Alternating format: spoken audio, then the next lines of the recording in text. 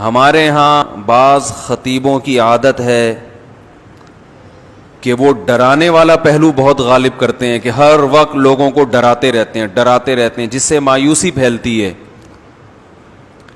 اور بعض خطیبوں کی عادت یہ ہوتی ہے کہ وہ اللہ کی رحمت کو ایسا بنا کے پیش کرتے ہیں کہ بس سب کی بخشش ہو ہی جائے گی, اور رمضان میں تو ویسے ہی بخشا جائیں گے.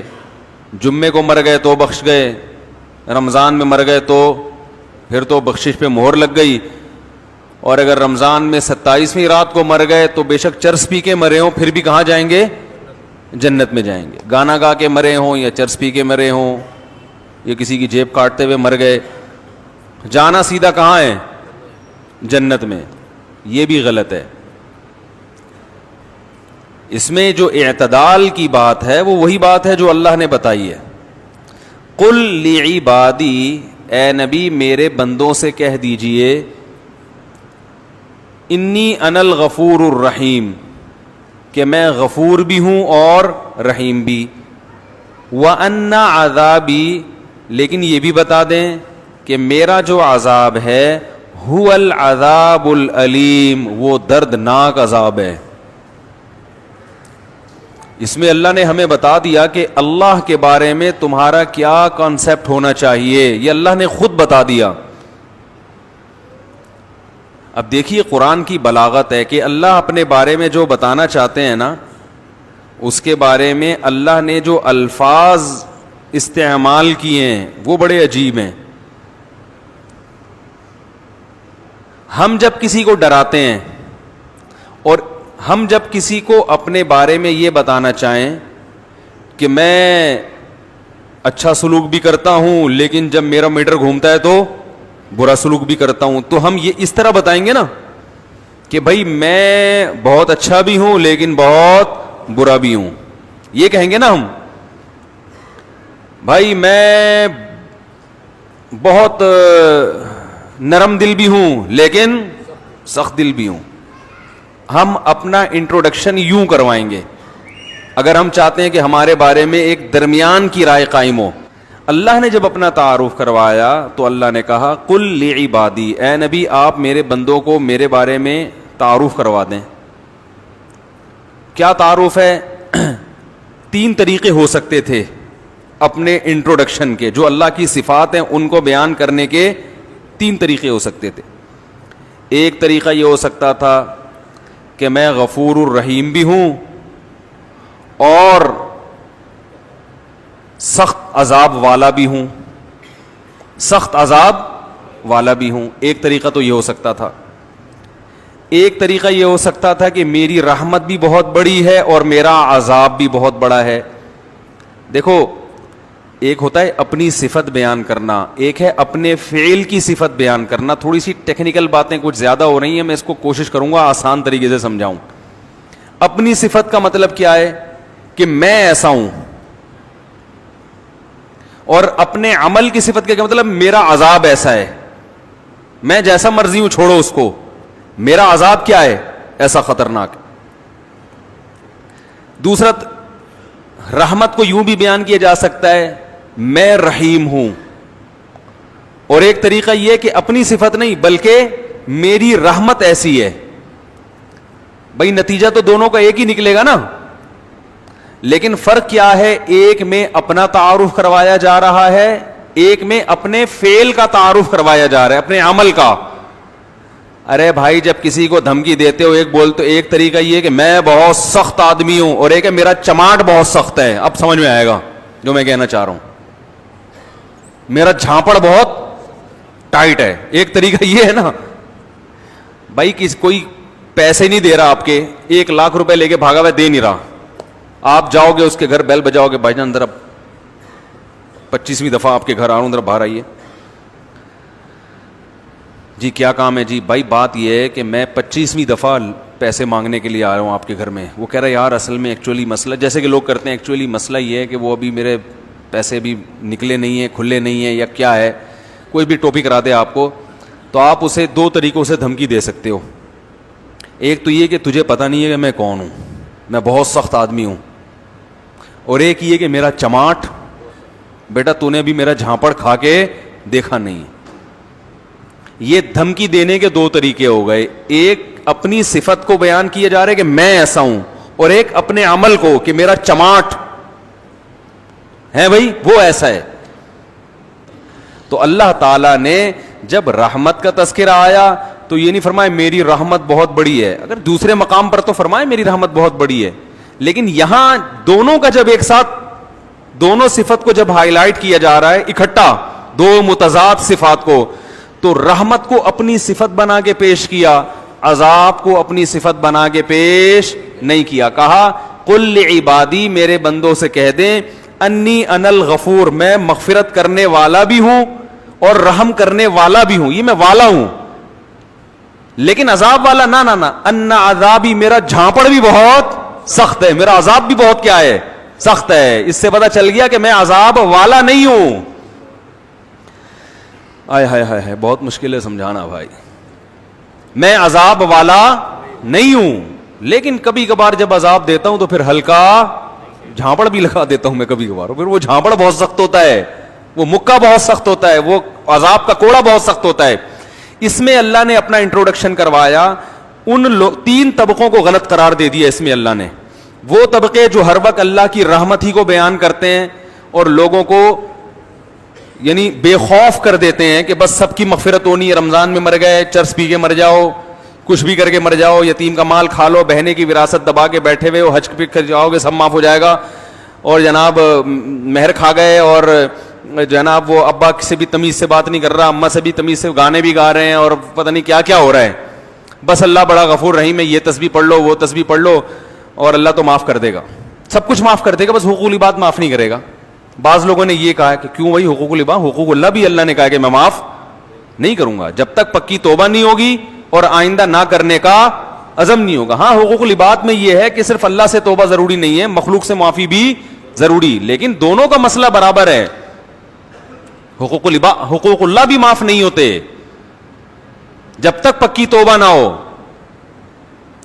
تو ان لوگوں پر بھی رد ہے جو ہر وقت اللہ کی رحمت کو ہائی لائٹ کرتے رہتے ہیں اور ایسا اللہ کو بنا کے پیش کر دیتے ہیں کہ لوگ کہتے ہیں یار ڈرامے بھی دیکھو, فلمیں بھی دیکھو, خواتین پردہ بھی نہ کریں, مرد نظر کی حفاظت بھی نہ کرے, اور میرے بھائی سعودی بینک میں جاب بھی کرتے رہو, سود بھی کھاتے رہو, انشورنس بھی کروا کے رکھو کہ ابا مر گئے تو اتنے پیسے ملیں گے, صحیح ہے نا, نہیں مرے تو نہیں ملیں گے, اور وراثت بھی تقسیم نہیں کرو, حج واجب ہے آپ کے اوپر, فرض ہو چکا ہے, آپ بڑھاپے کے لیے اس کو ٹال رہے ہیں. آج حج کب ہوتا ہے؟ سارے کاموں سے فارغ ہو کر اب کرنے دھرنے کے لیے کوئی کام بچا ہی نہیں ہے, پیسے پڑے ہوئے ہیں, تو چلو اب حج کر کے آ جاؤ. ہمارے حضرت فرما رہے تھے ایک دفعہ بیان میں کہ لوگ رمضان میں یہ تو بتاتے ہیں کہ بخشش ہوگی بخشش ہوگی, روزہ رکھا تراویح رکھی, بخشش پکی بخشش ہے, تیسرا عشرہ جہنم سے خلاصی, 27ویں رات میں تو جنت ہی جنت کا. یہ بھی تو حدیث میں آتا ہے کہ جو روزہ رکھ کے بھی جھوٹ نہ چھوڑے اس کو بھوک اور پیاس کے علاوہ کچھ بھی حاصل, اور جو تہجد پڑھ کے بھی برائی نہ چھوڑے اس کو رات کو جاگنے کے علاوہ کچھ بھی حاصل. یہ بھی تو حدیثیں ہیں. تو ایک طرف اللہ کی رحمت میں اتنا غلو کرایا جاتا ہے کہ لوگ گناہوں پہ جری ہونے لگتے ہیں, یار سب حلال ہے, سب کرتے رہو, بس یہ کر لیں گے یوں کر لیں گے, ایک مسجد کے ڈبے میں چندہ ڈال دیں گے 5 روپے, اور وائپر والے کو 5 روپے پکڑا دیں گے, شیشہ بھی صاف ہو جائے گا اور صدقہ بھی ہو جائے گا. عیدی سینٹر میں ایک بکرا دے دیں گے, اور یہ بھی جب دیتے ہیں جب اپنا کوئی مریض بیمار ہوتا ہے. اور دوسری طرف غلو کیا ہے, بعض حضرات اتنا ڈراتے ہیں کہ 4 آدمیوں کے علاوہ کوئی جنت میں, وہ 4 مشہور شخصیات سب جانتے ہی ہیں, ان میں 2 پاکستان میں, ایک سعودی عرب میں, اور ایک مجھے بھی ذہن میں نہیں آ رہی, لیکن وہی جنت میں جائیں گے. انہوں نے ایسا دین کو بنا کے پیش کیا ہے کہ یہ سارے مولوی جہنمی ہیں بھائی, یہ سارے فرقہ پرست, اور ان مولویوں کے پیچھے چلنے والے بھی سارے جہنمی, اور جناب جو اچھے اعمال ہیں وہ بھی قبول. تو اس لیے بعض لوگ جہنم کا ایسا بنا کے پیش کرتے ہیں, لگتا ہے کہ جنت میں جانے والے 4-5 آدمیوں کے علاوہ کوئی جنت میں نہیں جائے گا. اور ایسا اللہ کے عذاب سے ایسا ڈراتے ہیں, یعنی جہاں شریعت نے گنجائشیں رکھی ہیں اس کو بھی اتنا سخت بنا. ایک صاحب جماعت کی اہمیت پہ بیان کر رہے تھے کہ جماعت کی نماز اتنی ضروری ہے, اگر نہیں پڑھی جماعت سے تو یہ ہو جائے گا, اور اگر تم, بس کیا بتاؤں میں نے کہا یار انہوں نے, جماعت کی بڑی اہمیت ہے اسلام میں, لیکن حضرات فقہا نے قرآن و سنت ہی کی روشنی میں کچھ آزار بیان کیے کہ بھئی یہ عذر ہے تو جماعت سے نماز چھوڑ سکتے. میں نے کہا یہ اتنا سخت بنا کے انہوں نے پیش کر دیا کہ اب جماعت سے نماز پڑھنا لوگوں کے لیے آسان نہیں بلکہ مشکل. لوگ کہیں گے یار یہ تو ہمارے بس میں ہے ہی نہیں. حالانکہ فقہا تو دین کو زیادہ سمجھتے ہیں نا. انہوں نے بتایا کہ بھئی یہ آزار ایسے ہیں, آپ کو شدید بھوک لگ رہی ہے, آپ کے سامنے کھانا آ گیا, اب آپ کو ڈر ہے میں نماز پڑھنے جاؤں گا تو کھانا ٹھنڈا ہو جائے گا, تو آپ جماعت سے نماز چھوڑ سکتے ہیں. جہاں شریعت نے گنجائشیں دی ہیں وہ گنجائش دینی چاہیے, بلا وجہ نہ چھوڑیں. اور ایسا ہی بھی نہ ہو کہ روزانہ اسی ٹائم پہ کھانا پکوانا شروع کر دیں. رشوت کے معاملے میں کہیں شریعت نے گنجائش دی ہے کہ آپ پہ ظلم ہو رہا ہے تو ظلم سے بچنے کے لیے آپ رشوت دے سکتے ہیں, بہت ساری ہے. لیکن وہ رشوت پر بیان کریں گے تو ایسا کہ آدمی کہے گا بھائی میں تو کسٹم میں جو آدمی ہے وہ تو گیا جہنم میں. ویسے تو وہ ویسے بھی جنت مشکل ہی لگ رہا ہے مجھے بھی, میری اپنی رائے بھی یہی ہے, لیکن بعض کسٹم والے جنت میں بھی شاید چلے جائیں.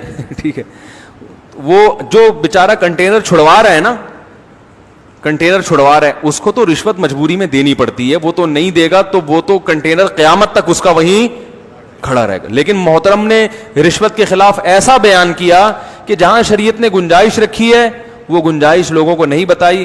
لوگ کہتے ہیں یار ہمارا تو بزنس ہی نہیں ہو سکتا, ہم تو کاروبار کر ہی نہیں سکتے کیونکہ یہاں تو جگہ جگہ کھانچے کھلے ہوئے ہیں. حکومت کے جو سرکاری جو لوگ ہیں نا افسران, منہ کھول کے بیٹھے ہوئے ہیں, ان کے منہ میں جب تک ہڈی نہ ڈالو بزنس ہو ہی نہیں سکتا. تو مفتی صاحب نے فتویٰ دے دیا کہ ہڈی ڈالنا جائز نہیں ہے, تو وہ پھر وہ کہتے ہیں یار جانا ہی جہنم میں ورنہ تو بھوکے مر جاؤ یہاں پہ.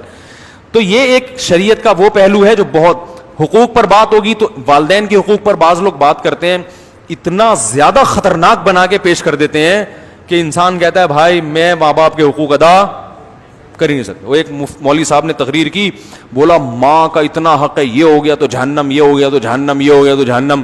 وہ پریشان, اس نے بولا بھائی میری اماں تو ویسے ہی مجھے صبح شام تنگ کرتی رہتی ہیں اور جھگڑا تو ہوتا ہی ہے. اب اس نے جا کے اماں کو جان سے ہی مار دیا. اس نے بولا یار جان سے کیوں مارا؟ اس نے بولا بھائی ان کے حقوق ادا کرنا میرے بس میں, آج میں نے بیان سنا ہے اتنے خطرناک حقوق ہیں, میں نے کہا حقوق کا اڈا ہی ختم کر دو. بھائی نہ یہ رہیں گی نہ ان کے حقوق رہیں گے. تو اتنا خطرناک بنا کے پیش کرتے ہیں.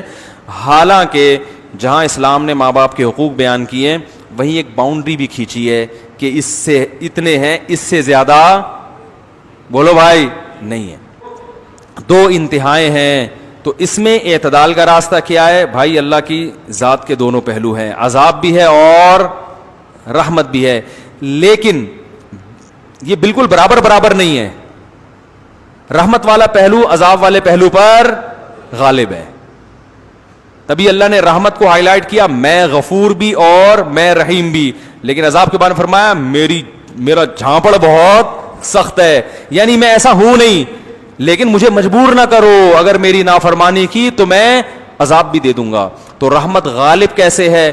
ایسے غالب ہے کہ نیکی کا ثواب بہرحال ملتا ہے اور وہ بہت کم ضائع ہوتی ہے, بہت اس میں ضائع ہونے کا آپشن کم ہے. جبکہ گناہ کا عذاب لازمی نہیں ملتا, اس میں توبہ کا دروازہ کھلا ہوا ہے. توبہ کر لو گے تو معاف ہو جائے گا, توبہ نہیں کرو گے تو پھر اللہ کا کوڑا بہت سخت ہے. فرمائے ان ربک لبالمرصاد, تمہارا رب گھات میں بیٹھا ہوا ہے نافرمانوں کو پکڑنے کے لیے, ایک ایک چیز نوٹ کر رہا ہے, ایک ایک چیز دیکھ رہا ہے. اللہ تعالی ہمیں اپنے عذاب سے بچائے.